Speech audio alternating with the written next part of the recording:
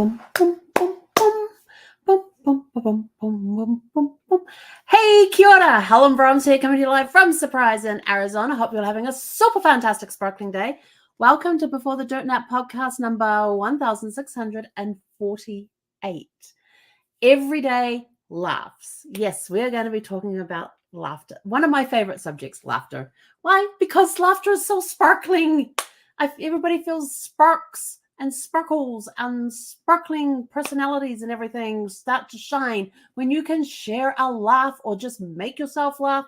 Just have a moment where you just crack up a laugh. That's such a, Anyway, so thoughts, laughter, that's right. So I'm already forgetting where I'm at. So welcome to everybody on Facebook, on YouTube, and on TikTok. And if you're watching replay, thank you again. Thank you as well. So good to see so many people popping in these days. I love it. I love it. So we're talking about laughter tonight. What is laughter? What about it? It's, we should have laughter every single day. And yes, I know that there are days where you don't feel like laughing. I totally get that. I totally understand that. Just ask anybody who's lost a loved one. It is very hard sometimes to find laughter, but everybody needs laughter in their life in some form or another. That's been one of my struggles. Is I've always been a very happy-go-lucky, sparkly type personality, and when Brad passed, it became a struggle to find a reason to laugh. But the day before he passed, I wrote up on the whiteboard next to his bed, I put, no matter what happens, today is always, and always is in capital letters, super fantastic and sparkling. And that is the creed I live by every single day. If you find me on Facebook, my cover picture, most of the time, 99% of the time, states, today is always super fantastic and sparkling. Other times it might have, Christmas theme. There'll be a Memorial Day one. There'll be an Anzac Day one. We've got that one coming up in April. There'll be where I change the cover thing for a few days for an event that's happening. And those are events that are important to me that I want to recognize. But most of the time, it always says today is always super fantastic and sparkling. And I just changed it to the red one with the big sparkly heart on it for Valentine's, for February. And Valentine's may be the month of love, but it's not just love for couples and families and things. It's also love of self, loving yourself, loving your friends, your family. So it's not just about loved ones, because I don't have a loved one to love. Well, I do, but from afar.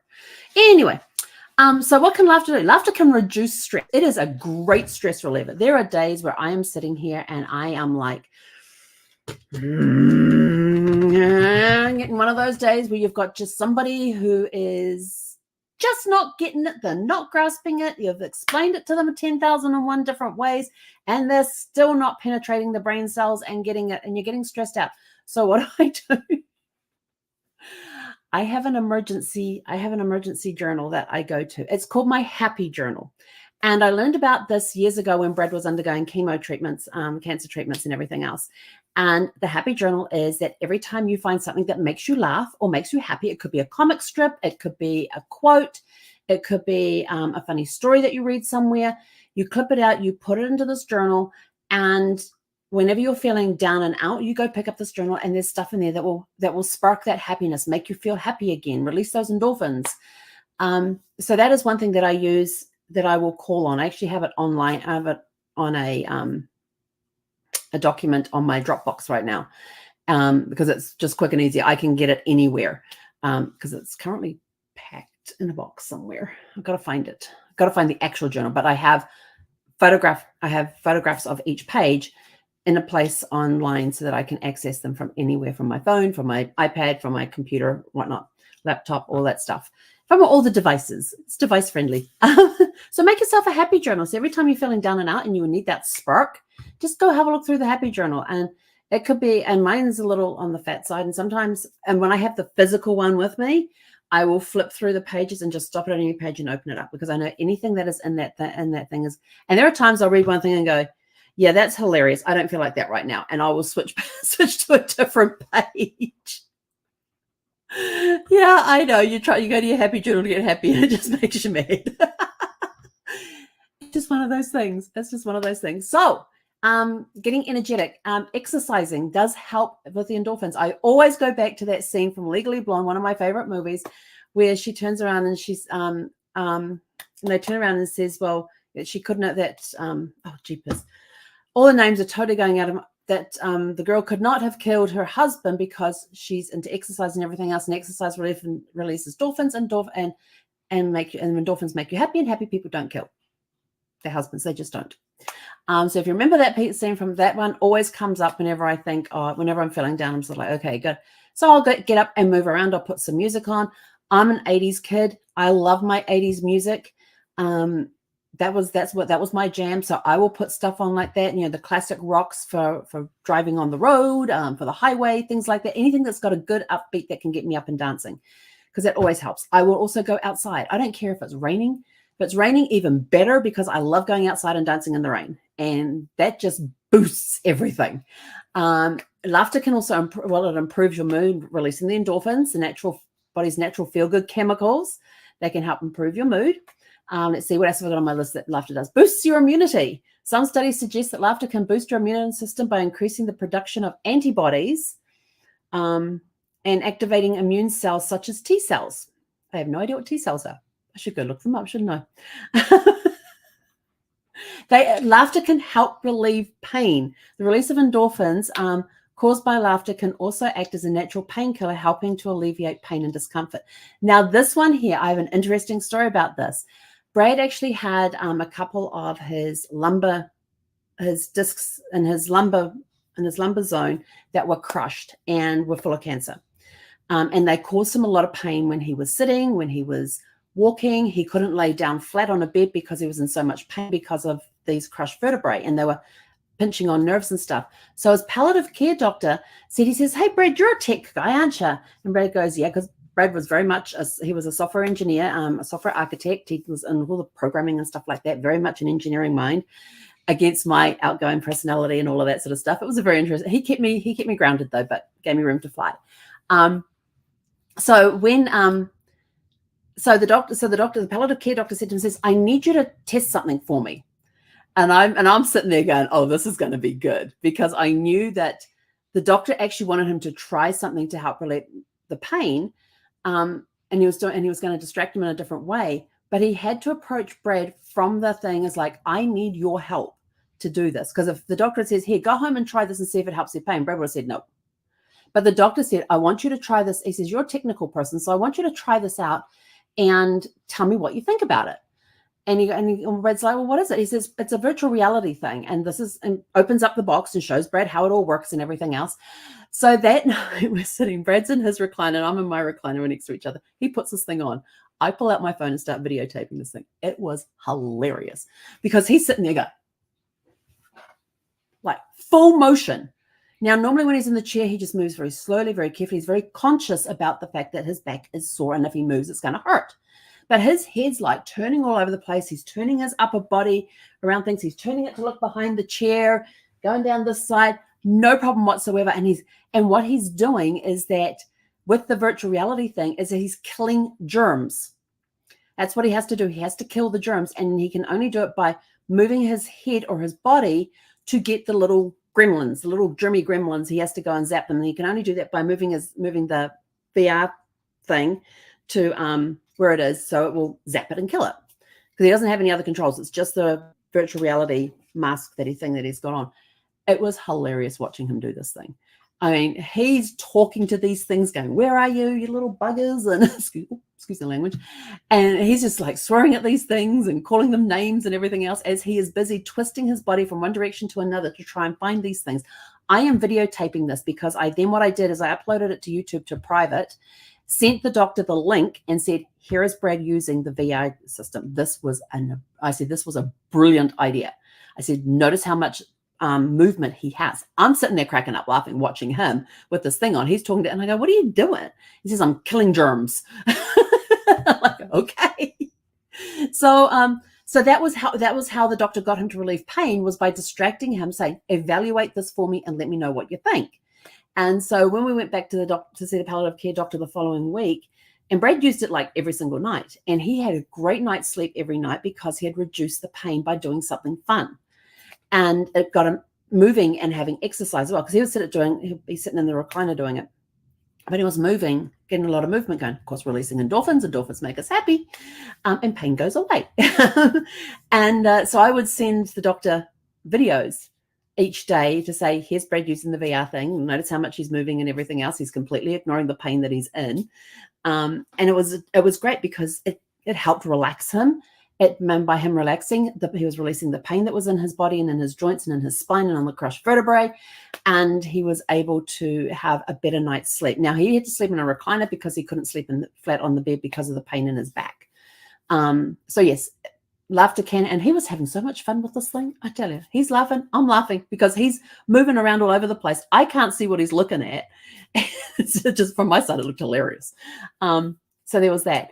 Laughter in the face of challenges can foster a sense of resilience, helping individuals better manage and navigate stressful situations. I get caught in the giggle loop.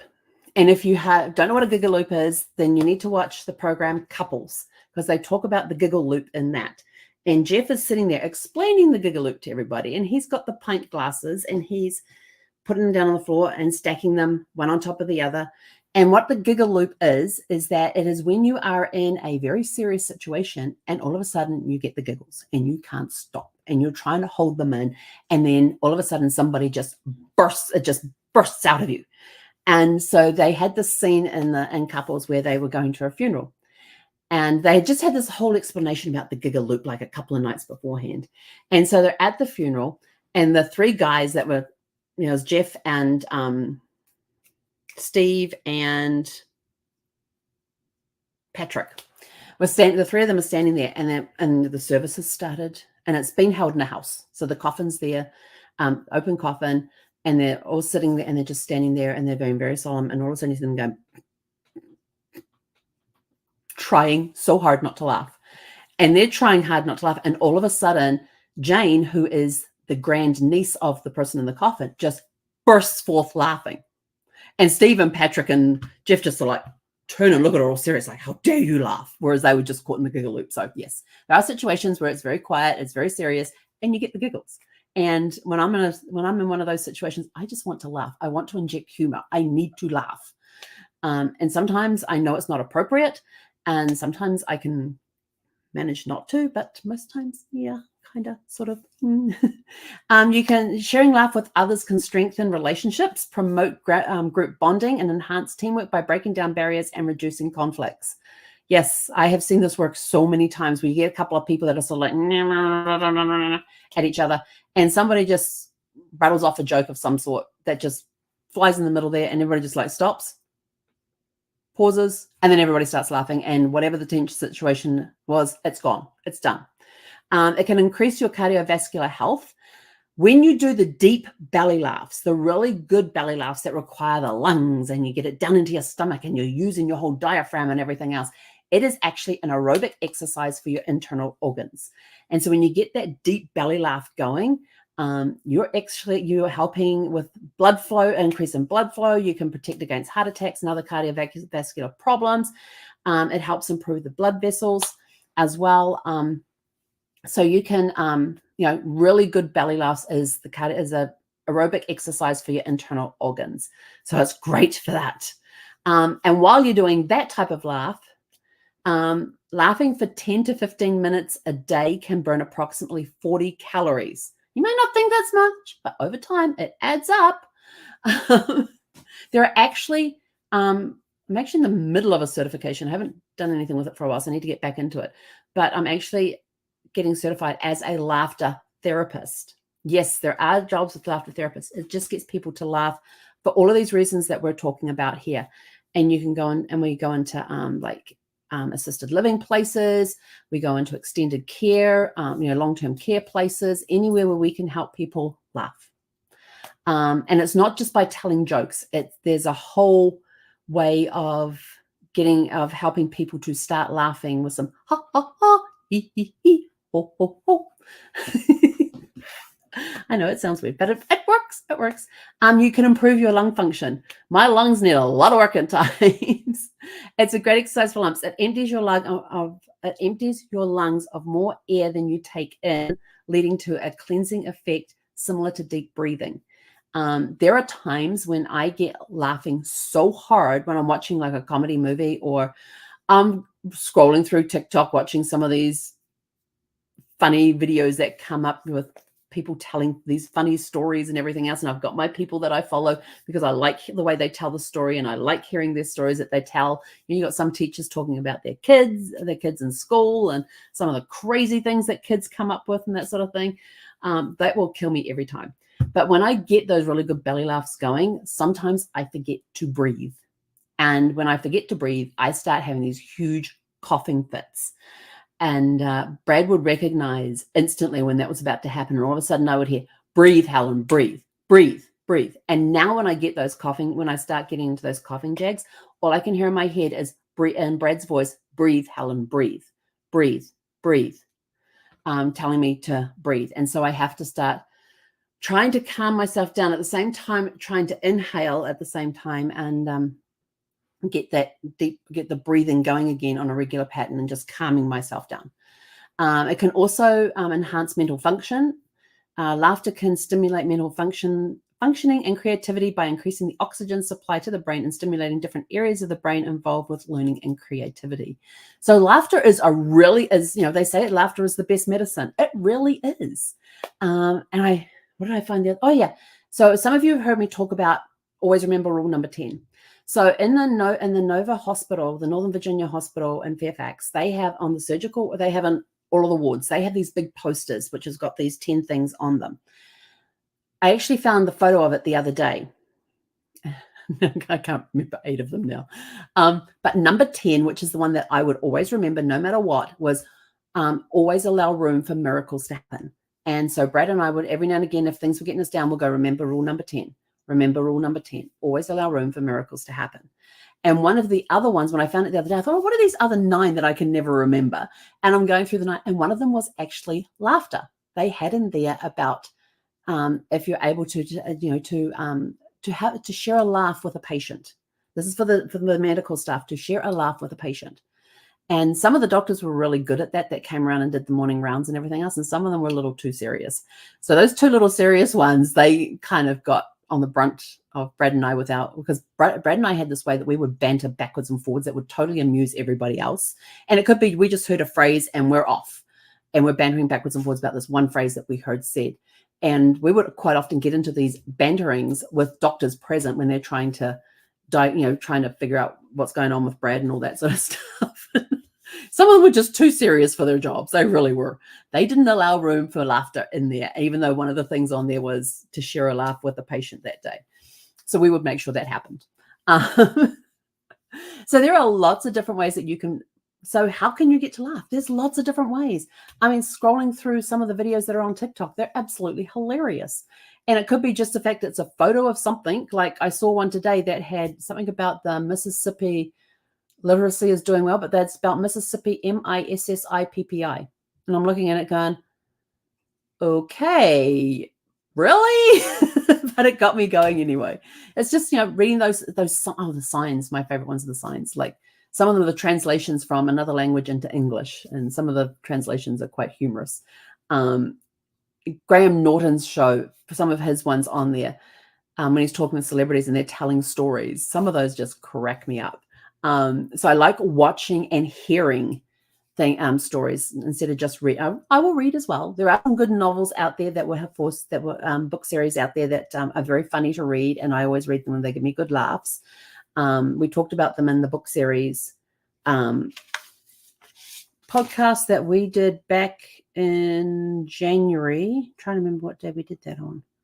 I think it was episode 1636, I think was the one we did back on the 23rd of January.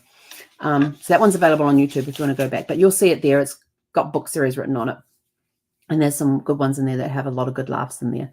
I especially like Albert Smith's Culinary Mysteries, because Albert Smith was a detective superintendent, a retired detective superintendent from the British police force.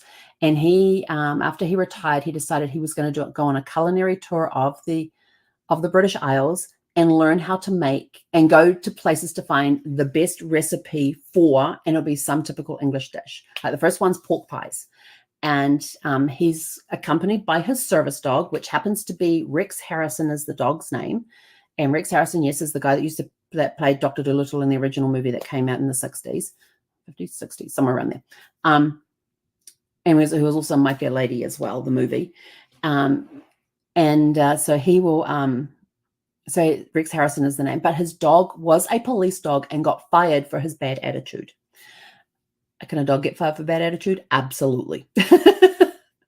But some of the chapters are written from the dog's perspective. Like the dog cannot comprehend why it is taking the humans so long to figure it out when he's already sniffed out the culprit, has found some stuff that he knows that he was supposed to search, that he was taught to find, and it was bad stuff that he was taught to find. So he knows this bad stuff's in this place, and he's already worked out who the culprit is, or because he can smell it. Why can't the humans?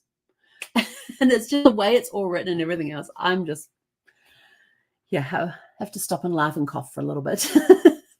So, find things, create yourself a happy journal. You can have it online where you save different videos and things in there that really crack you up every time. It could be movies, it could be TV shows. Kids say the darndest things. Oh my gosh, if you go back to the original Kids Say the Darndest Things, that was one of the video sets that I had when Brad was recovering from his first surgery, because I figured laughter's the best medicine. We're going to have to laugh. Laughter's good for the internal organs, especially his intestines, which was screwed up because it had been mucked around with. And this we learned from the ostomy nurse with the colorectal surgeon that Brad went with. His colorectal surgeon is hilarious. Those in Northern Virginia, if you ever meet Dr. Savoca, tell him we say hi, and he's absolutely brilliant. He's one of the top colorectal surgeons in the Mid-Atlantic region, and he's got a really good sense of humor.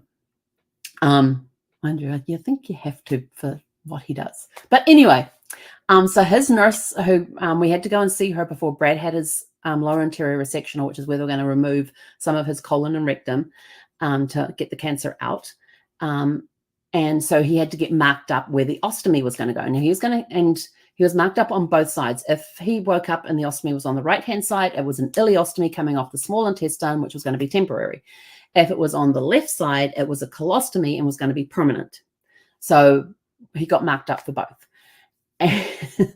And she told us, she says, I don't care if you're male or female. Those intestines are female all the way through, because they don't like being mucked around with. And when you muck around with the intestines, they will shut down and they will wake up in their own good time. Now, typically after a lower anterior resectional, your recovery time in hospital is about 7 days. They get you up and walking as soon as possible, and you just walk laps. And I don't know how true this one is, but the nurses would tell us that they had an engineer in the hospital one time who got bored. So he figured out how many laps it took to walk a mile. And it was 11 laps that you had to do to walk a mile. And so Brad, of course, that little engineering mind goes off. And so he's going to figure this out and make sure it's correct. That's just, so I said, well, you're going to have to walk 11 laps to figure it out. So that's how I got on walking at least a mile a day. I can't tell you how many miles I walked, but we had like the little check marks on the whiteboard, how many laps he had done each day, so we could calculate how many miles he'd walked that day. And walking is meant to be very good for getting the intestines to wake up. So is laughter. Laughter is very good for waking up your intestines if you have had anything done with your intestinal system, where you've had resections and everything done in there. If your intestines have shut down because of the surgery, or they've been in there moving them around, then help wake them up with a little laughter. Walking and laughter are the two things that help. And that's what we were told, walking and laughter. So we had a lot of laughter. We actually had nurses fighting over who was going to take care of Brad every day, because the mood in our room was always upbeat and we were always laughing. Because if you don't laugh, the intestines might not wake up properly. But Brad was in hospital for 21 days. And the funniest thing is that he was actually meant to go home on day 20. And Dr. Savoca had been in, and he had his business partner, Dr. Oh, shoot, what was his name? Oh, I can't remember his name. Totally escaped me. But this doctor is the one that was the mentor for Dr. Savoca and helped him. That's what he told us. And Dr. Savoca told us anyway. So he comes in and tells us that Brad, and I bought the Yukon in that day because Brad couldn't fit in my Subaru. And so I bought the Yukon in that day to take him home in, and got told that he wasn't going home that day. And we're sort of like, but Dr. Savoca said he could go home today. And he says, no, he says, I'm not letting him go home. And so the next day, the same doctor came back again, and he stands there and he puts his hands in his pockets. You know how kids just like shuffle their feet around and look down at their feet and shuffle them around with their hands in their pockets, like they did something bad and they really don't want to say what it is. And he stands there and he goes, and as he's doing this and moving his feet around, like kicking his feet around like little kids do, he stands there and he's with his head down. He says, well, Dr. Savoca said I had to let you go home today. I had bought the Yukon in again that day as well. So we were out of there, like within 2 hours, we were out of there.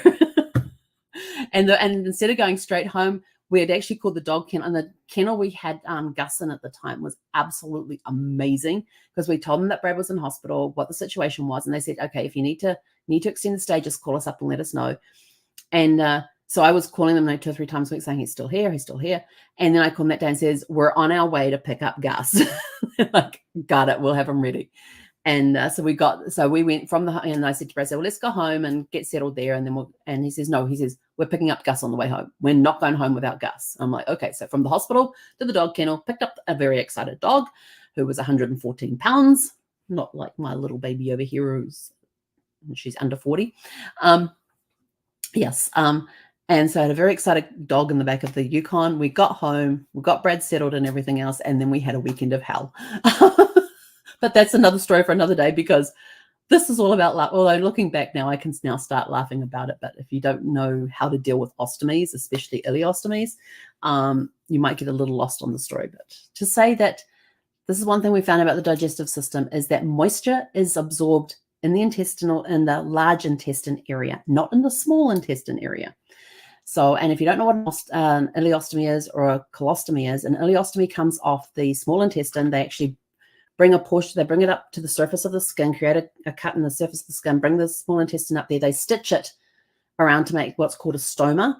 And most stomas sit on top of the skin, and then you put this appliance over top of it, and that's where your solid waste goes. The problem was with Brad is that his was in his abdominal crease. So we had that problem to start with. Whenever he bent, he would break the seal, which meant you had to change everything, because you can't just push it back in place. Put the bag on with the seals once the seal is broken. And his stoma was below the skin surface. So we actually had to build up on the outside of the stoma to get the appliance to stick, to make a flat surface for the appliance to stick to. And the appliance is this bag. I was the one that had to do all the changing on the thing, because where it was on Brad's body, he could not see it. He could see the end of the bag, so he could go do the bag emptying. But when we had to change the bags, I was the one that had to do that. So, and that's how we actually ended up naming it Freddie, because the nurses actually let me do that in the hospital so I could get practice. And I had everything on. I had the seals on. I'm getting ready to put the bag on, and the thing goes, and I went, Freddie, because I didn't want to say any other F word. And so Freddie was christened. And so we had this little ditty at the end, which was, bye-bye, Freddie, so long, Freddie, bye-bye, Freddie, it's time to zip you up. And that was the song that I woke up with in my head at 2 a.m. in the morning on the day of Brad's reversal surgery. And so I went down, when I got to the hospital, I sung it for Brad. He had me teach him the song. And then when we got down to pre-op, he's teaching everybody that comes into his cubicle there in pre-op the song. We actually wrote it on his belly, because we're going down, they have this big checklist up on the board there. And it's got on there all the pre-op checklist thing. And I'm going down, yep, we've done that. I says, we haven't done that one. And Brad's like, what? I says, look, there's one there that says you got to mark the area of the body where the surgery is going to happen. I said, we haven't done that. And they'd, unfortunately for them, left their cabinet open that had the medical supplies in. So I go over to the top, and I'm like looking at pens. Open up the one that had the pens, and I get out the marker that they use for on skin, and go over and sat there, and I just wrote, bye-bye, Freddie. So long, Freddie. Bye-bye, Freddie. It's time to zip you up, on his belly, pointed with an arrow pointing down to where the stoma was, like the doctor couldn't see it with the bag there. So when Brad got into the operating room, he was teaching all the staff in there this little ditty, this little song. And I said, what happened when Dr. Savoca, when they lifted up your gown to access the area? And he turns around and says, Dr. Savoca cracked up laughing. when he saw what was written on Brad's belly. Later, we taught him the song. He hadn't learned the song at that point, but later on we taught him the song. But he said that was a really nice surprise to find there and made his day. So, you can make doctors' days too by just having a little bit of humor into the day. So that's it from me for today. I am out of here. Go find a way to have laughter in your life, whether it's watching a TV series that you like, whether it's watching TV movies, if it's watching little snippets of videos. Create a happy folder on your computer if you want to. Things where you've got memes, you've got sayings, you've got jokes, you've got clips of articles, you've got copies of pictures in there where they've got funny stuff in them. You've got links to different videos and things. So the next time you're feeling down, go into your happy folder and open up some of the things in there and just have a giggle, have a laugh. You'd be surprised at how quickly it helps you re-energize. So go out, have a super fantastic sparkling evening, and we'll be back tomorrow evening at 6 p.m. Pacific. Hei konera.